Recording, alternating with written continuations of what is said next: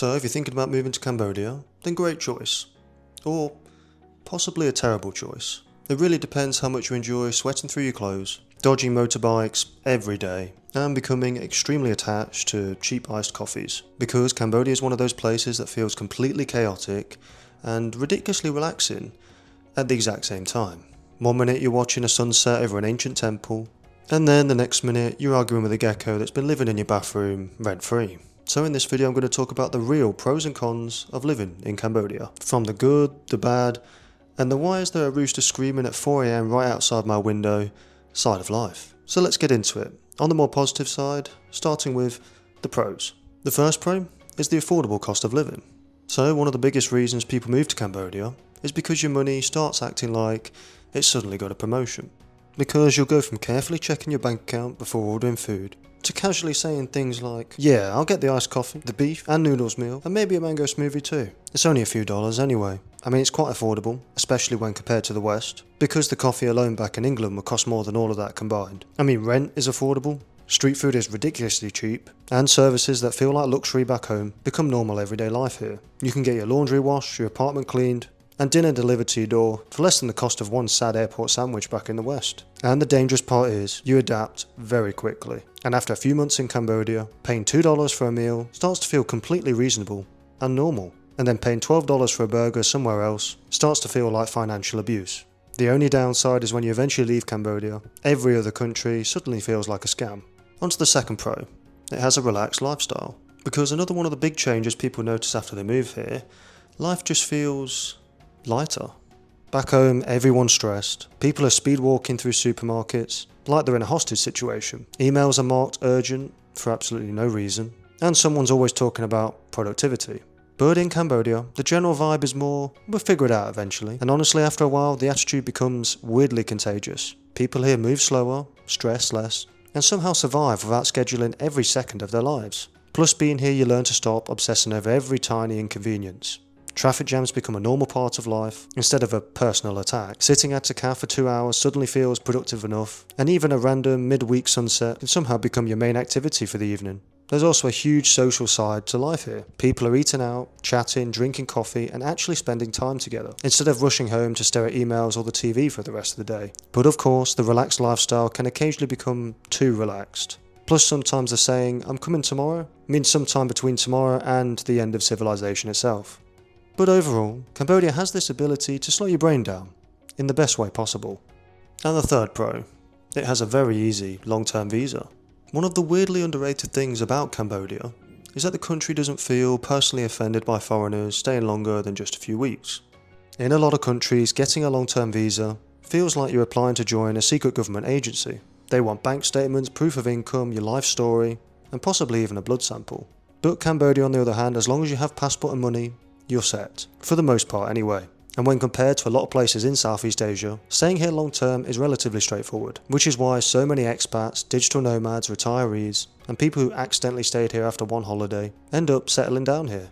And honestly, that simplicity changes everything. You don't spend your life stress refreshing immigration websites, or planning emergency border runs every 5 minutes. It creates this relaxed feeling where you can actually build a life, instead of constantly feeling like a tourist who's about to get kicked out next Tuesday. And the fourth pro, it has incredible nature. Because that's something that definitely catches people off guard when they come here. Because especially when you leave the cities, it is just ridiculously beautiful.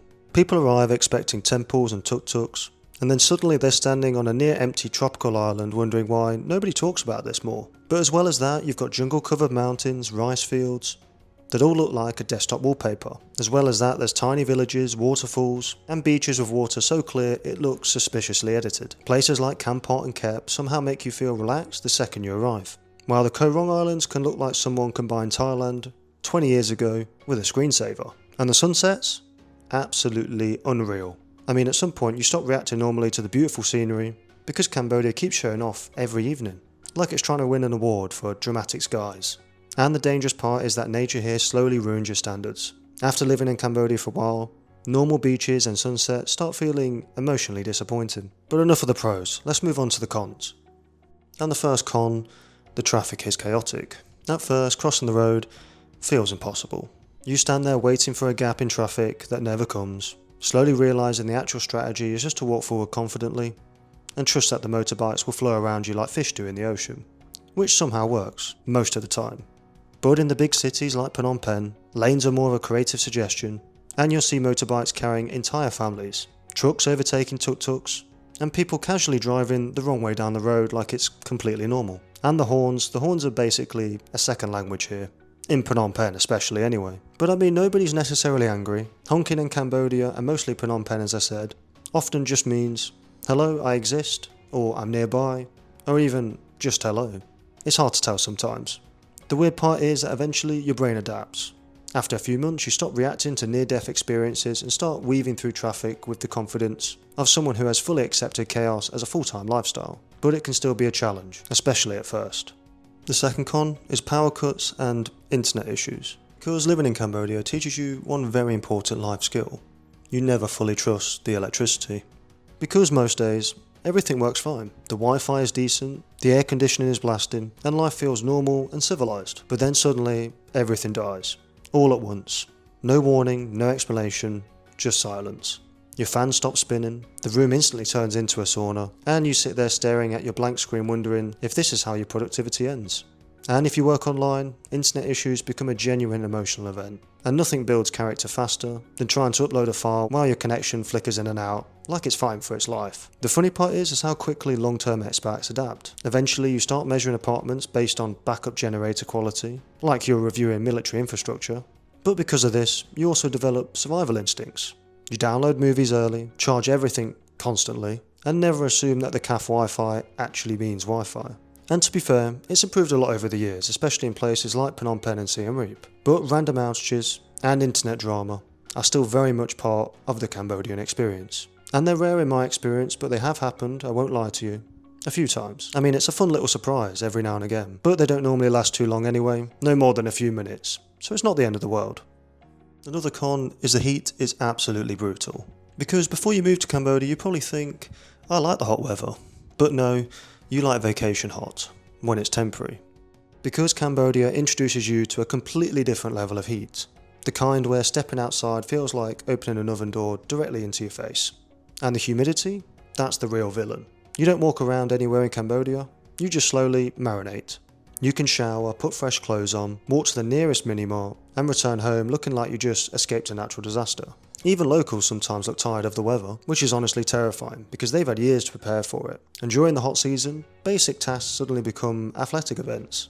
Going to the gym feels unnecessary because simply existing outdoors already counts as cardio really. The heat also changes your entire daily routine. You start planning activities around air conditioning availability, like a survival expert, saying things like, can we meet somewhere with strong AC? How far is the walk? And will I survive it? The craziest part is that eventually your body does adapt, slightly, but you never fully stop sweating.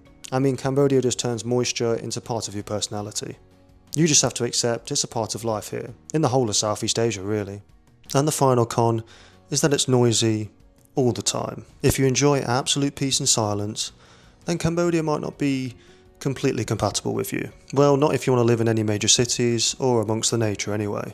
Because Cambodia is loud, and not occasionally loud, not big city loud, constantly, creatively, and unpredictably loud. At any moment you could hear motorbikes, construction work, karaoke, dogs barking, wedding music, roosters, fireworks, or even someone aggressively testing a speaker system, for reasons nobody fully understands. And somehow, a lot of this happens at the exact moment you decide to go sleep, or try to anyway. One of the funniest parts of living in Cambodia is realising that local weddings apparently require enough speakers to communicate with the neighbouring countries. You'll wake up at 6 AM thinking, wow, someone's throwing a music festival outside my apartment. But no, it's just a random Tuesday. And karaoke is everywhere. I mean, Cambodians genuinely love karaoke with a level of passion that should probably be studied scientifically. But eventually you stop waking up to the random noises, and that's probably because your nervous system just simply gives up. And eventually silence starts feeling suspicious. So if you are a light sleeper, then maybe Cambodia isn't for you. Without earplugs anyway. So is living in Cambodia amazing? Honestly, I think it is. But also occasionally completely ridiculous. Because one minute you're watching one of the best sunsets of your life while eating incredible food for just $2. and the next minute your Wi-Fi dies, the power cuts out, and someone starts karaoke directly outside your apartment at maximum volume. But that's kind of the magic of Cambodia. It's both relaxing and chaotic, unpredictable and easy, peaceful and noisy, and also very sweaty even when the sun goes down. Yet somehow people still fall in love with it and stay way longer than they initially planned. And that's me included, because beneath all the chaos, there's something about the lifestyle here that just feels alive. And that's it for today's video. If you enjoyed, make sure to leave a like. And as always, I'll see you guys in the next video.